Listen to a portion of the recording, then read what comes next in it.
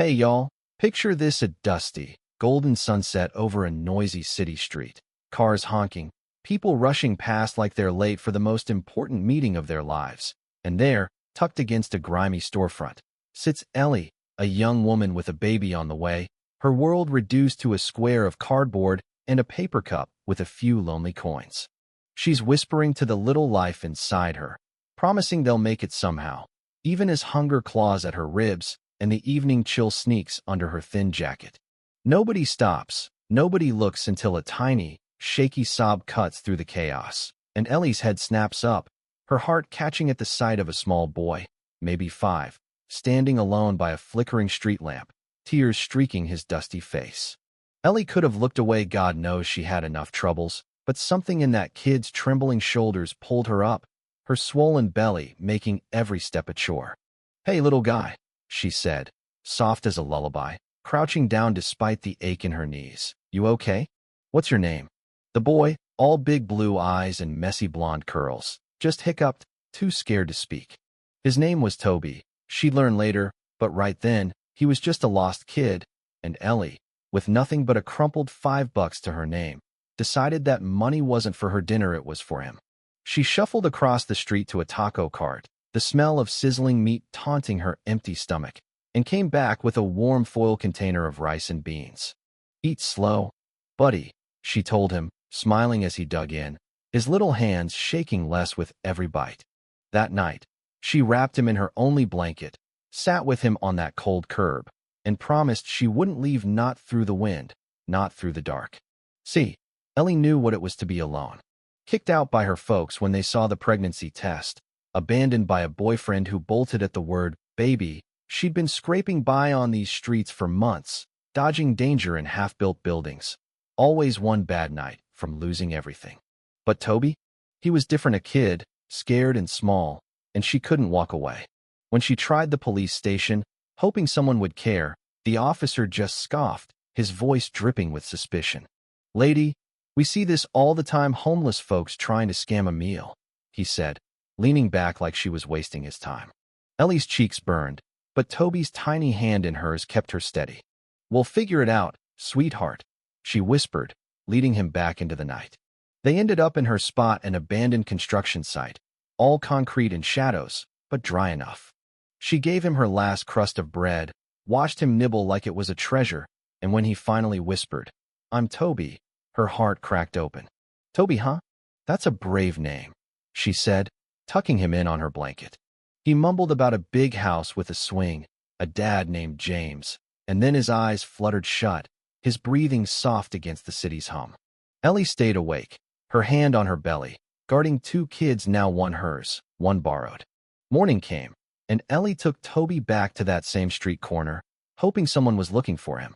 They sat there, sharing a cheap breakfast of fried dough from her last coins, Ellie spinning silly stories about pigeons being secret spies to make him giggle. Then, a sleek gray sedan screeched to a stop, and a man in a driver's cap bolted out, eyes wild. "Toby! Thank God!" he shouted, and Toby's face lit up. "That's me." Ellie stood firm. "You know him?" she asked, not letting go of Toby's hand until the driver explained he worked for James, Toby's dad, a big-shot lawyer who'd been searching all night.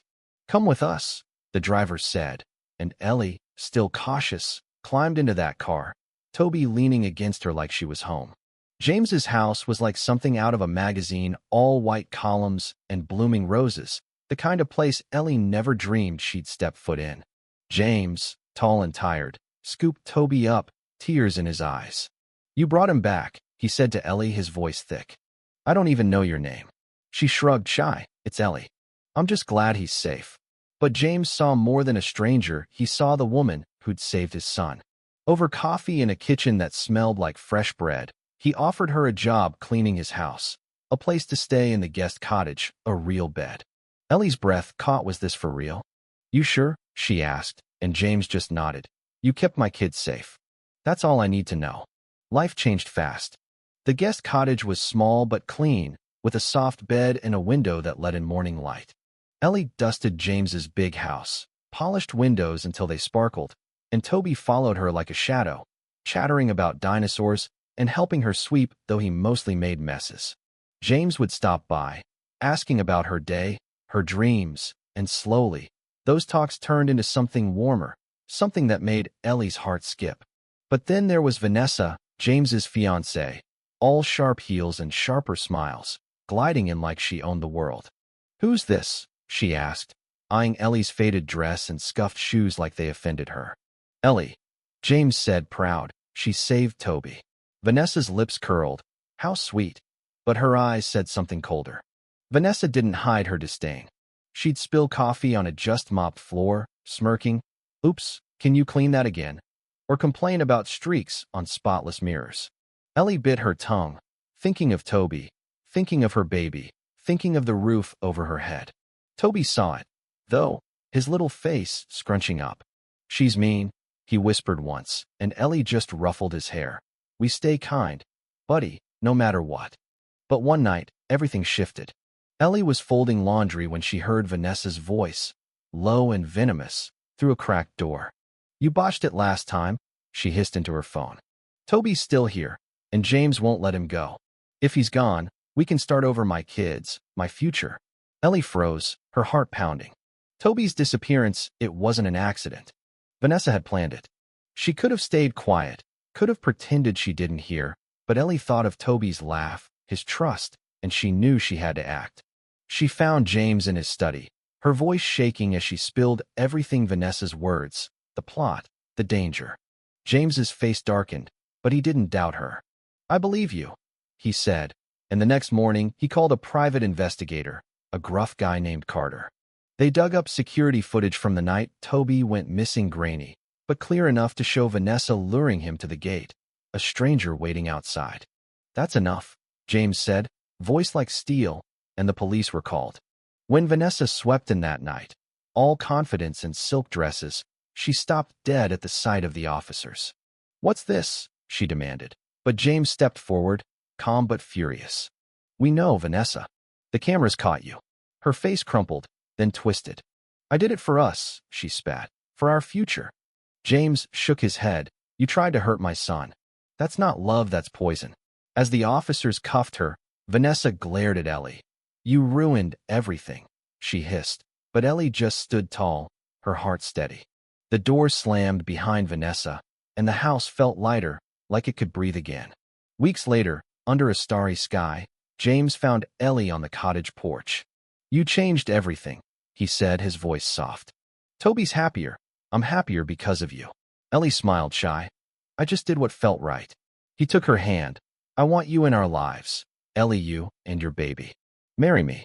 It wasn't a movie moment, no grand gestures, just a quiet promise, and that made it perfect. "Yes," she whispered, and when he kissed her forehead, the world felt whole. Their wedding was simple, in the garden, with Toby carrying their vows and tossing petals like confetti. Ellie's daughter, Lily, came on a rainy night, her tiny cry filling the hospital room with joy. Toby met his sister with wide eyes, promising to share his favorite truck. Now, picture them, Ellie, James, Toby, and little Lily, eating dinner under lanterns, laughing as Toby explains why the moon follows their car. It's messy, real, beautiful. But here's the thing, not everyone in that fancy neighborhood cheered. Some whispered, called Ellie the help who got lucky. Does that sting? Sure. But is it fair? That's where I want to hear from you. What do you think was Ellie's courage enough to earn her place? Or are those whispers right? Drop your thoughts below, share this story if it hit you, and tell me where you're watching from. Let's talk about what makes a family, what makes a home. Catch you in the comments.